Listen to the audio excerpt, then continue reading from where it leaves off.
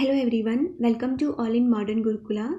So in this video we are going to discuss the previous year question paper of MNS 2020 examination in a detailed way analysis. See my dear student, whenever you are going for any examination, I am not talking about only MNS exam, any exam that is FCAT, CDS, any of the exam. First priority is that you have to solve the previous year question because you should know the pattern of examination कि कैसे हमारे exam में question आते हैं and how you deal with all these questions. So this video is very important for all of you. In this video will give you an idea how you approach for GK section, science section and English section. Okay, we will discuss one by one each and every section. So watch this video till the end so that you will get idea how you can approach for your upcoming MNS examination. So let's start.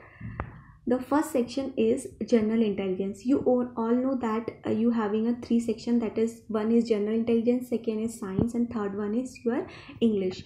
So we will discuss one by one. General intelligence जो आपके syllabus में given है इसमें आपके आते हैं GK के question plus आपके रीजनिंग के क्वेश्चन. ओके, तो आपके माइंड में ये आ गया कि जीके और रीजनिंग के क्वेश्चन आते हैं. सो अब आपको पता होना चाहिए कि कैसे पैटर्न में एमएनएस के एग्ज़ाम में हमारे क्वेश्चंस आते हैं. हमने ये 2021 का क्वेश्चन पेपर लिया है because this time they change the pattern because they ask the little bit tough question from science section and they ask most question from the your current GK. So I will take this part and we will discuss rest question also.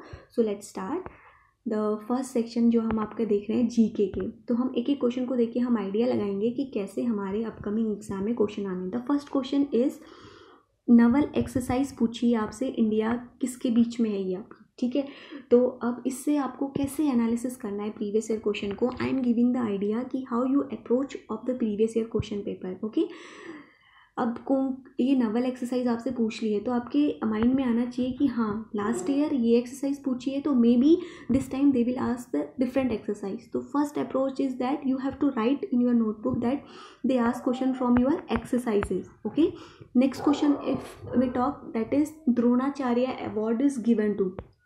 ये आपके sports से question पूछा है. तो sports में अब आपको idea होना चाहिए कि द्रोणाचार्य अवार्ड किस चीज़ के लिए दिया जाता है.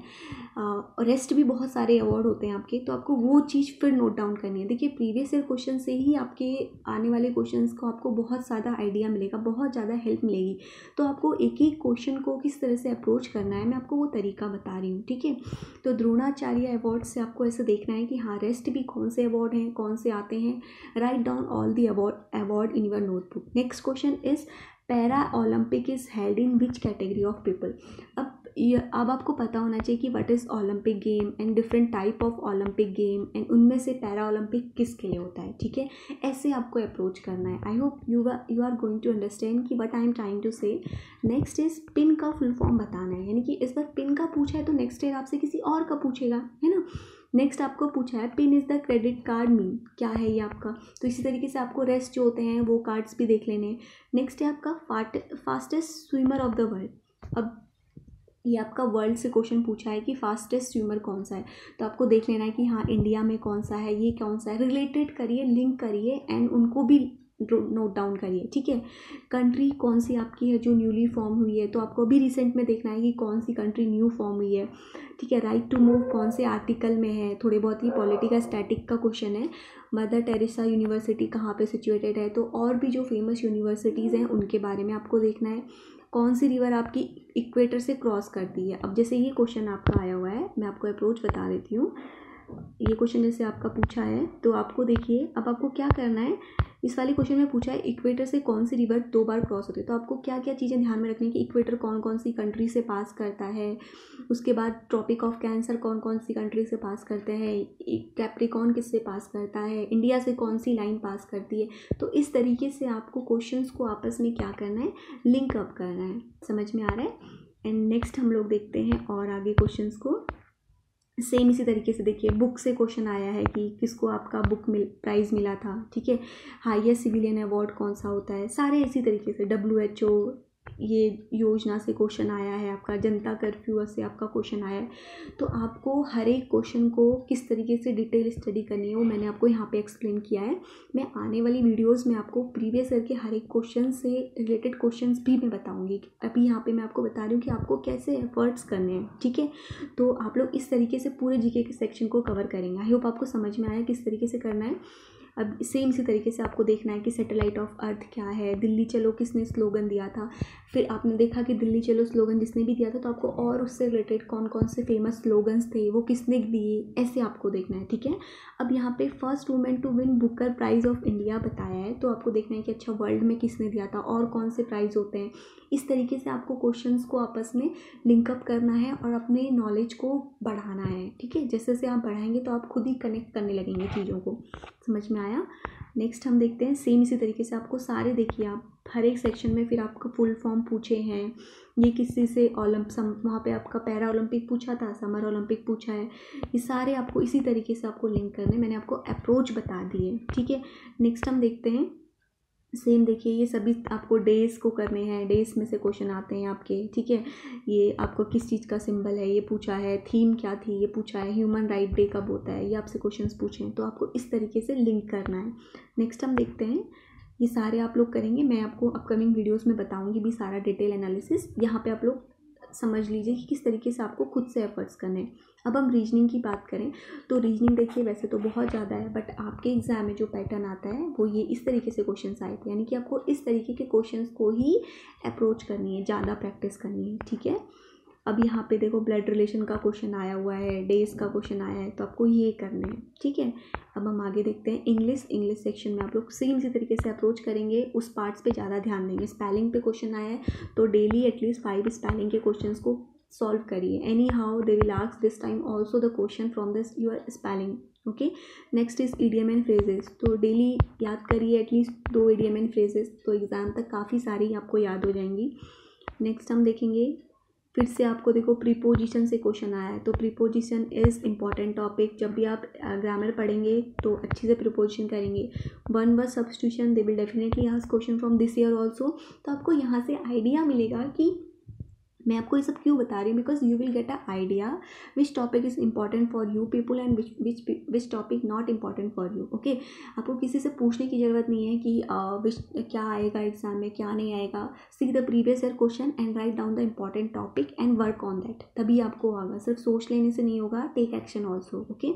तो अब यहाँ पे आर्टिकल से क्वेश्चन आया, they will definitely ask this time also. Synonym से आया है, तो आपको ये सारे टॉपिक दिमाग में हो जाने चाहिए कि हाँ एंटोनिम से आएगा ही क्वेश्चन, सिनोनिम से आएगा ही, ईडियम फ्रेजेस से आपका आना ही है क्वेश्चन, प्रीपोजिशन से आना ही है। तो बेटर प्रिपेयर दीज टॉपिक्स ना। तो कैसे प्रिपेयर करेंगे, वो कैप्स बहुत सारी होती हैं, एक दिन में याद नहीं होती हैं।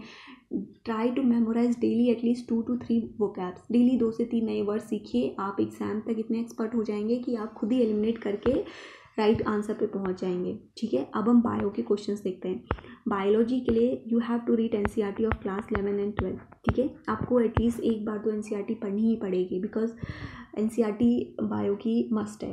अब इसमें देखिए यहाँ पे क्वेश्चन पूछा हुआ है, तो अब आप लोग पढ़ेंगे तो आप खुद समझ जाएंगे कि हाँ कौन सा टॉपिक मेरे लिए इंपॉर्टेंट है। देखो इकोसिस्टम से रिलेटेड क्वेश्चन आपके आए हुए हैं, तो इकोलॉजी वाला चैप्टर आपके लिए क्या हो जाता है, इंपॉर्टेंट हो जाता है। Soon I will upload video also, but आपको ऐसे करना है, ठीक है।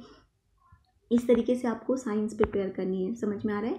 सेम आप जैसे पढ़ेंगे तो आपको समझ में आ जाएगा कि कौन से चैप्टर से क्वेश्चन आया। क्या करेंगे, देखो सबसे पहले take the question of biology and उसको अच्छे से एनालिस करिए, क्वेश्चन को ध्यान से पढ़िए और देखिए कि वो क्वेश्चन कौन से चैप्टर से पूछा गया है।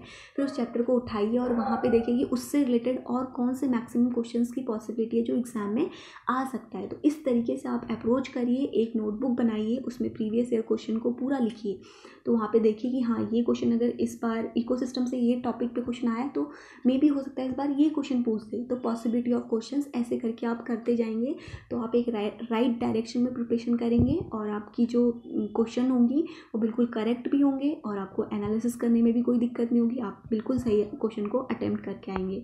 सेम सी तरीके से देखिए एलील क्या होता है। अब आपने देख लिया कि यहाँ पे एलील से क्वेश्चन पूछा है, तो आपको क्या करना है, जेनेटिक वाले चैप्टर में जाना है कि देखना है कि हाँ एलील क्या होता है। तो भाई जीन क्या होता है, उसमें आरएनए क्या होता है, डीएनए क्या होता है। मैं आपको एक बेसिक आइडिया दे रही हूँ, तो आपको इस तरीके से वहीं पे नोट डाउन कर लीजिए छोटे छोटे पॉइंट्स बना के, तो आपको लास्ट टाइम पे रिवीजन के लिए भी आपके पास नोट्स रहेंगे और आप एक अच्छी तरीके से स्मार्ट वे में स्टडी भी कर रहे होंगे। ठीक है, समझ में आया कैसे हमें करना है, कैसे हमें अप्रोच को लेके चलना है। इस तरीके से आपको अपनी सारी चीज़ों को करेंगे एक स्मार्ट तरीके से, तो डेफिनेटली आपकी चीज़ें कवर होती जाएंगी।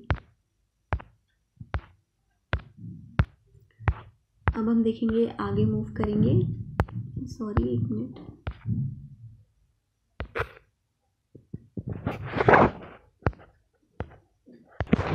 अब हम नेक्स्ट सेक्शन पे मूव करते हैं आपके फिजिक्स में। अब फिजिक्स में देखिए कैसे क्वेश्चंस आपके पूछे गए हैं, बहुत ही बेसिक क्वेश्चन पूछे हैं। यूनिट पे क्या है, अभी इस पे इसकी यूनिट पूछी है, तो आपको रिलेटेड और भी जो डिफरेंट यूनिट्स हैं आपको वो याद कर लेनी है। आपको अप्रोच समझ में आ रहा है ना, काइनेटिक एनर्जी से क्वेश्चन पूछा है तो आपको पोटेंशियल एनर्जी, ये सारी एनर्जी के फॉर्म्स भी देख लेने हैं, उससे भी रिलेटेड क्वेश्चंस देखने हैं। आपको लिंक करना है इंपॉर्टेंट क्वेश्चंस को, तो उससे आपको क्या मिलेगी, बहुत ज़्यादा हेल्प मिलेगी, आप सही वे में याद कर रहे होंगे। ठीक है, सरफेस टेंशन से क्वेश्चन पूछा है तो इससे रिलेटेड जो भी इन्फॉर्मेशन आपको बुक में मिलती है उसको नोट करिए, इस तरीके से आप करिए। फिर हम केमिस्ट्री में देखते हैं, तो केमिस्ट्री में भी सेम आपको वही अप्रोच लगानी है जो मैंने आपको पहले बताई। तो यहाँ पे देखिए मेथड कौन सी सेपरेट की जाती है मेथनॉल और एसीटोन के लिए। ये आपका solid particle from liquid solution से क्वेश्चन आपका दिया हुआ है। आपको एक बार बेसिक क्वेश्चंस को उठा के एनसीईआरटी में से सिर्फ वही चैप्टर पढ़ने हैं। ठीक है, तो इससे आपका क्या होगा कि दोनों चीज़ें अच्छे से प्रिपेयर होते जाएंगी। तो सेम इसी तरीके से यहाँ पे भी करेंगे। तो आई होप आपको ये समझ में आया होगा कि आपको कैसे अटेम्प्ट करना है। बाकी मैं आपको अपकमिंग वीडियोस में सेक्शन वाइज डिटेल एनालिसिस भी बताऊंगी। तब तक आप लोग खुद से एफर्ट करिए। स्टिल कोई डाउट हो तो कमेंट बॉक्स में पूछिए। Thank you, God bless you.